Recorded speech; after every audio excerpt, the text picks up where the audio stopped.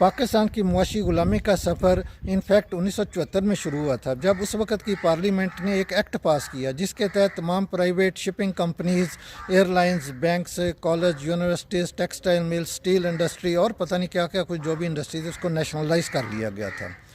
اس کا نقصان یہ ہوا کہ جو بزنس مین تھا اس کا ٹرسٹ ختم ہو گیا، ان کے پاس جو بھی سرمایہ تھا انہوں نے بیرون ملک شفٹ کرنا شروع کر دیا، اور جن لوگوں کی انڈسٹری نیشنلائز ہو گئی تھی وہ سارے غریب غربا ہو گئے اور سڑکوں پر آ گئے۔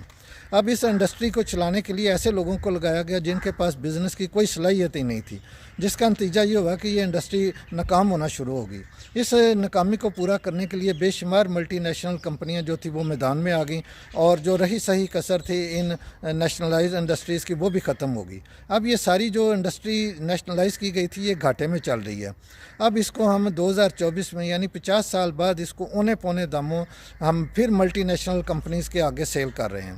تو ہمارے پاس قرضہ ادا کرنے کے لیے بھی پیسے نہیں ہیں، اور ہمارے پاس جو اپنے اخراجات ہیں وہ پورے کرنے کے لیے بھی پیسے نہیں ہیں۔ اس طرح ہم ملٹی نیشنل کمپنیز کے، IMF کے، ورلڈ بینک کے اور مغربی ممالک کے مکمل طور پر معاشی غلام بن چکے ہیں۔